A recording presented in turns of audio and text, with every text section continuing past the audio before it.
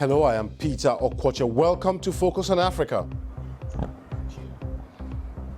I'm Emmanuel Gunza, live in Malawi, where the country anxiously waits as the results trickle in the country's most unpredictable elections. Our other top stories: Kenyan author and gay rights activist Binyavanga Wainaina has died at the age of 48. He was a true force of nature. I mean, you encounter Binyavanga, you felt his presence. A crushing defeat for the UK after the United Nations says it must cede control of the Chagos Islands. We'll talk to the young female domestic workers who say they have no choice but to leave Uganda to earn a decent wage. And in sports, a change of heart as Samoa Gyan reverses his decision to quit the Ghana national team.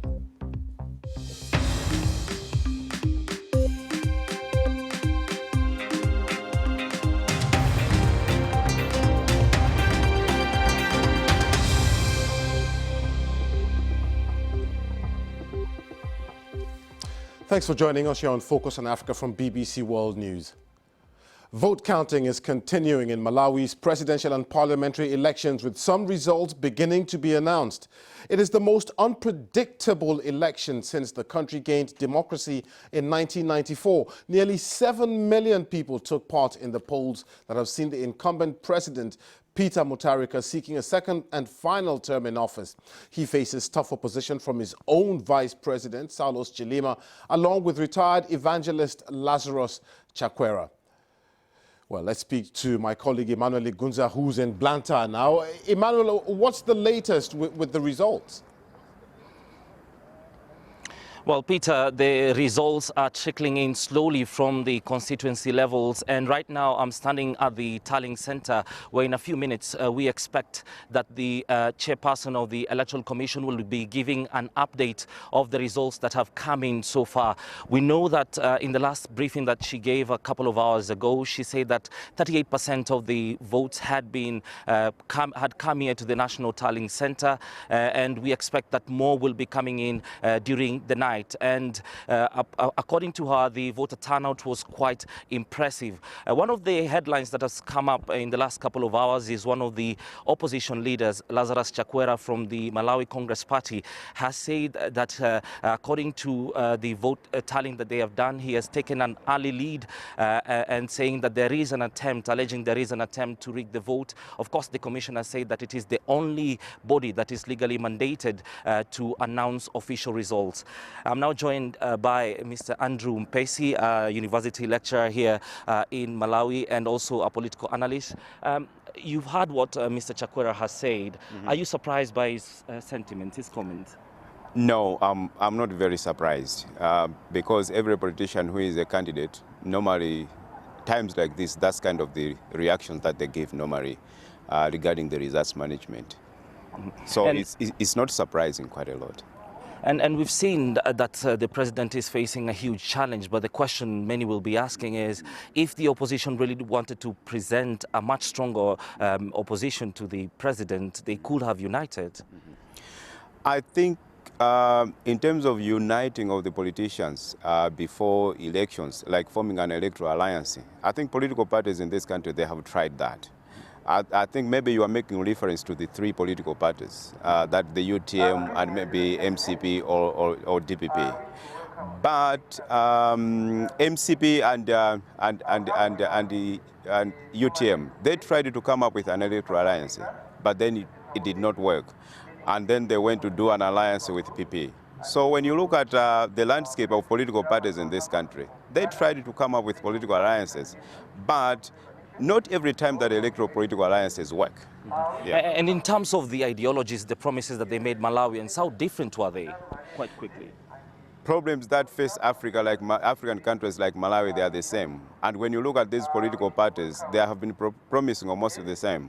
But then I think the difference between all the political parties, the three main political parties, is that the MCP, largely their message was about law and order. That they are going to make sure that there's rule of law, and then the DPP, Their main concern was that they are going to continue with the current development that they have, they alleged or they argue that they have brought to this country. And the UTM was that they are going to bring a new change with new participants into the political arena. Well, thank you very much, Mr. Andrew. And of course, Peter, we expect that in right now I can hear the chairperson of the Electoral Commission giving the updated results. Of course, the Commission has 8 days by which they should have announced the official results of these elections. And for now, it's just waiting to hear who will lead the country for the next 5 years. Back to you, Peter. Emmanuel Igunza in Blantyre, Malawi, thank you very much. Let's take a quick look now at other stories making headlines across Africa. A former Somali foreign minister is among 5 people who were killed in a bomb attack in the capital Mogadishu today. The militant Islamist group Al-Shabaab has claimed responsibility. The blast happened in a security checkpoint close to an area where internally displaced people stay. One of the people who lost their life is a young orphaned girl from the IDP camp outside. 5 people died and I have seen 3 injured. People are suffering here. They cannot rebuild their structures because everything has been destroyed. And South Africa's MPs have all been sworn in today, except the current Deputy President, David Mabuza. He's being investigated by the ANC's Integrity Commission, which found that he had brought the party into disrepute. He's previously been accused of corruption and siphoning money from the state, allegations he denies. If you want to write about Africa, treat it as if it is one country. Be sure to leave the strong impression that without your intervention and your important book, Africa is doomed. Make sure your characters include naked warriors and ancient wise men, amongst others. And oh yes, mention glorious sunsets, always big and red. These were the tongue-in-cheek words of the Kenyan author and gay rights activist Binyavanga Wainaina, who has died at the age of 48. He was one of the continent's most celebrated authors, winning the Cain Prize, and was named among Time magazine's 100 most influential people in the world in 2014. Ferdinand Omondi looks back on his life. There's a certain animation. Outspoken, eccentric, free-spirited. For many, these are just some of the words which spring to mind when they hear the name Binyavanga Wainaina. He first gained global attention when his short story Discovering Home won the 2002 Cain Prize for African Writing. Later, he set up the literary magazine Kwani as a platform for emerging writers, several of whom also went on to win the Cain Prize. Peter Kimani met him almost 2 decades ago. He was a true force of nature. I mean, you encounter Binyavanga, you felt his presence. He had a very imposing presence. Over the years, you know, we had different pursuits, but we were all meeting, you know, in the literary world. You know, I'm publishing books, he's publishing books. So I recall his personality, his charm, but also his enduring faith and hope that literature had the power to transform a country and a continent. So my guest today, the Kenyan writer Binyavanga Wainaina, knew it would be big news when he publicly revealed... It wasn't just his writing that made headlines. In 2014, his personal life took center stage when he announced he was gay. Just a few short weeks ago, you took a very momentous personal decision to come out as gay. Why? It was my birthday, turning 43. In a country where homosexuality is heavily stigmatized, his public coming out drew praise and criticism in equal force.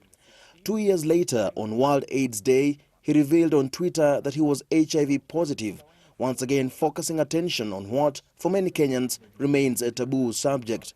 It was a move which gained him many admirers. For me, it was important in the sense that we were into our late 30s, into our early 40s as mature Kenyan men coming out publicly and stating their truth. That for me was significant, and I'm glad that he was brave enough to share his truth to a public that I think at that point in time needed to hear it. Last year, Binyavanga announced plans to wed his boyfriend in South Africa. He will not have his wedding, but he leaves behind a legacy of an LGBT community in Kenya emboldened by his bravery. Ferdinand Omondi, BBC News, Nairobi. Well, Helen Habila is a Nigerian author and creative writing lecturer at the George Mason University in Virginia. He was a friend of Mr. Wainaina and joins us now from Fairfax in Virginia. Helen, what kind of an author was Binyavanga? A good one. He was provocative, satirical, as you saw in his essay, How to Write About Africa. I think if you want to encapsulate his writing, his life, his style, that essay kind of says everything about him. And just that essay in itself, How to Write About Africa, I mean, I gave a few quotes in the earlier cue. How did you react to it when you first read it? Well, I had the privilege of having seen the essay before it was published, when he was writing it. But like everybody else, who read it, you feel that this is a timely essay. He was saying what we all wanted to say, what we were thinking, all the cliches, all the negative portrayal of Africa by foreign writers. He captured it so well. So it was a breath of fresh air, the honesty, the succinctness that he brought to his writing. It was inspiring. And he also had, of course, a huge impact on younger writers who were coming from behind him. Very, very big impact. In so many ways. One of them especially is after he won the Kane Prize in 2002, he started this magazine called Kwani.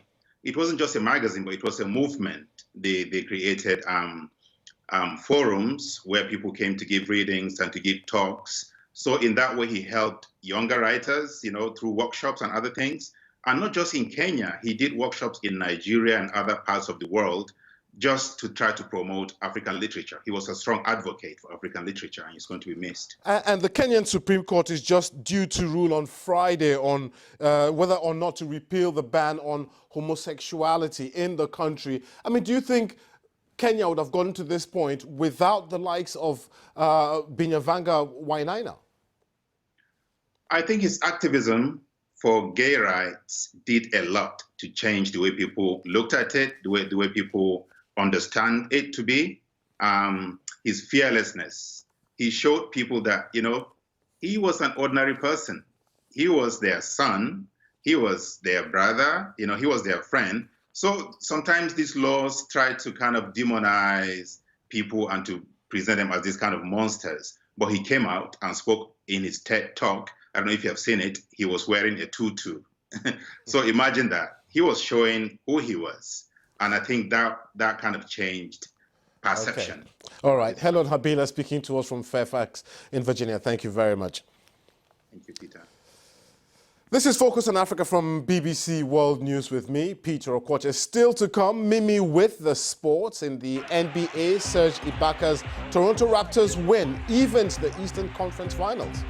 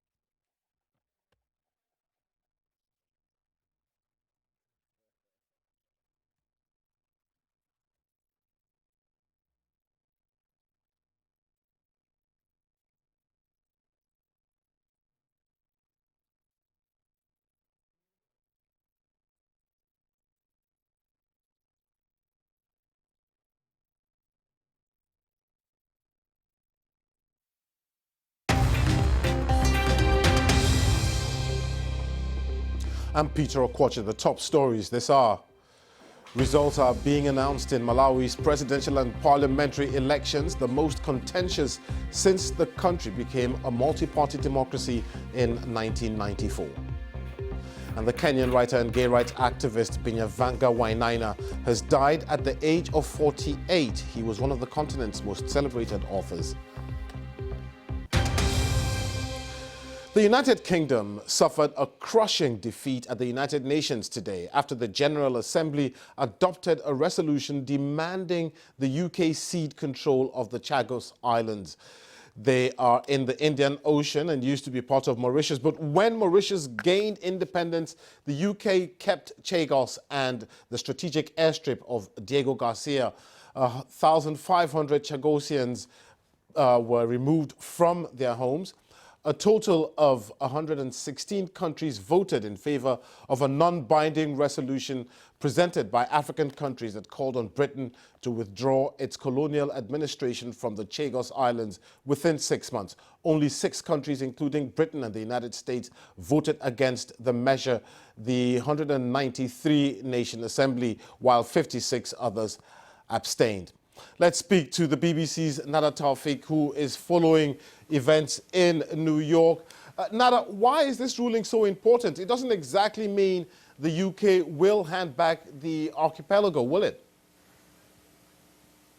That's exactly right. General Assembly resolutions are non-binding. In fact, the International Court of Justice opinion was an advisory ruling only. So again, it didn't hold that legal weight, forcing the UK to act on its decision, but it still holds moral weight. And here we have 116 countries siding with Mauritius over its decades-long dispute, saying that they, in fact, never gave up their sovereignty over the Chagos Islands to the UK, as the UK maintains. So it's a very symbolic win for Mauritius, and for the UK, it is a huge blow to them when they are trying to still show that they are a power on the international stage with a lot of diplomatic weight after Brexit.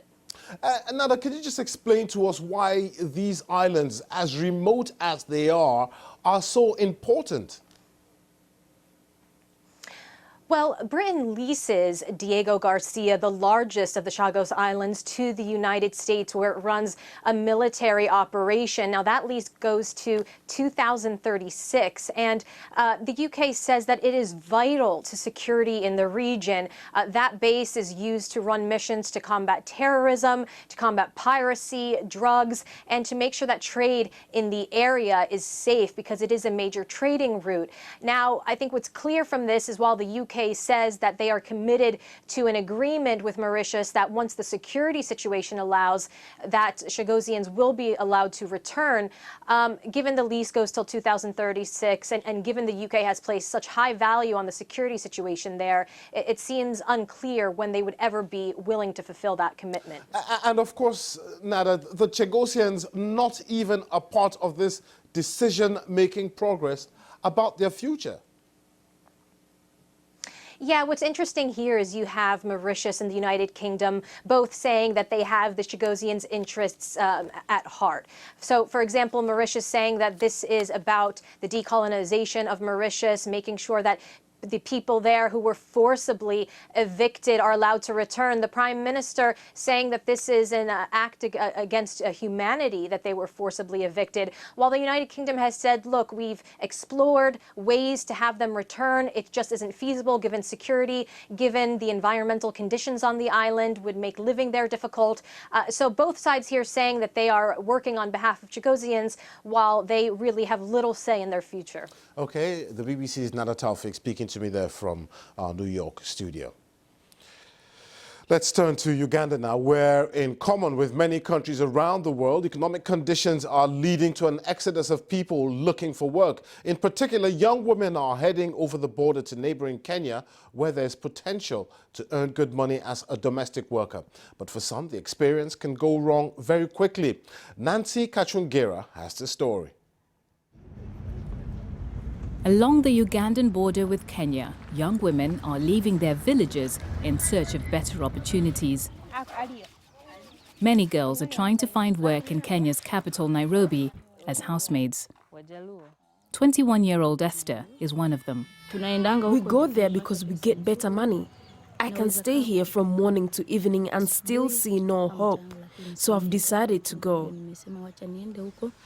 The strength of the Kenyan shilling against the Ugandan currency means that money made in Nairobi can go a long way in Uganda. But Kenyan domestic workers are unhappy about the Ugandan competition. So when you go to ask for a job somewhere, you're told you're a Kenyan. I don't want you. I want a Ugandan. You Kenyans have high rates. The abundance of desperate workers can also lead to abuse. Edith Morogo runs a shelter for young women who say they've been mistreated. I see domestic workers as a unique group of workers because of the conditions under which they work. Many of them do not even have the permission to leave the employer's household. So they work in slavery-like conditions. Esther has arrived in Nairobi and found a job in a restaurant, but she works from dawn to dusk for very little pay. You're watching BBC Focus on Africa. It's now time for some sports. Mimi? Thank you very much, Peter. It's been an eventful couple of days for football in Ghana, with the captaincy row at the center of it all. But now it looks like things may have settled. Ghana's record goal scorer, Asamoah Gyan, has reversed his decision to retire from international football. That's after speaking to the country's president. The 33-year-old, who has scored 51 goals in 106 internationals, said on Monday he had quit permanently after being replaced. It's widely reported that the armband will be given to Andre Ayew, and President Nana Akufo-Addo spoke to Gyan on Tuesday, and it appears Gyan had a change of heart. In a statement on his social media page, he said a presidential request is one that cannot be disregarded. And in the last few minutes, the Ghana provisional squad for AFCON has been announced, and he has made the cut so far. Moving on, head of Kenya's track and field team has been banned from the sport for 10 years. It's after he was found to have agreed to provide advance notice of drugs tests to athletes and coaches in return for financial gain by the IAAF ethics panel.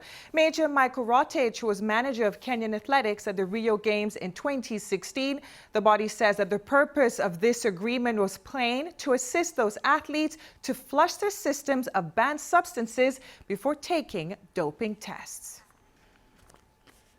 To basketball, Golden State Warriors are waiting to see who they will face in the NBA Finals. For Serge Ibaka, who is of Congolese descent, well, he had a good night on Tuesday as his Toronto Raptors beat the Milwaukee Bucks 120-102. It now evens the Eastern Conference Finals at 2 games apiece. Serge Ibaka, with that dunk there, had 17 points and 13 rebounds. We have to take that personal, you know, and we here for a reason. It's not by mistake we're here, you know. So, and we show during the season like what the bench can do, and then when we have a couple of games where you know we cannot really play our best basketball, or we cannot really help our team, we take that personal, you know. Everybody, you know, we come the next day, we watch film, we stay on the court, we take extra shots, you know, just to try to come back and be better, you know, and like we did tonight. And Ada Hegerberg is the BBC's Women's Footballer of the Year for a second time. She topped off a brilliant season by scoring a hat-trick last weekend as her club Lyon beat Barcelona to win the Women's Champions League for a 4th year in a row.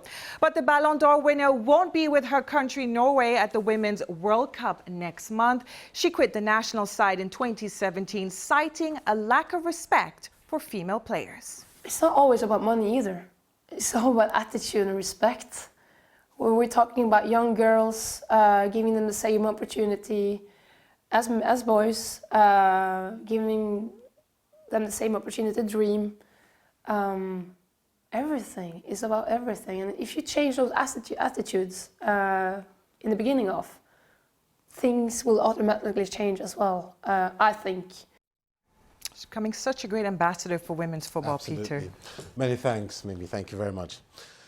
Let's return now to our story on the death of Kenyan author and gay rights activist Binyavanga Wainaina, who passed away at the age of 48. We'll leave you with some of his thoughts on the continent.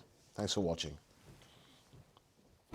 I want to live a life of a free imagination. I want to work with people around this continent to make new, exciting things, to make sci-fi things, and to make stories, and to make pictures. I want this generation of young parents to have their kids see Africans writing their own stories, painting their own stories. That simple act, I think that's the most political act that one can have. I want to see a continent where every kind of person's imagination does not have to look for being allowed. Me, I'm an African, and I'm a Pan-Africanist. I want to see this continent change.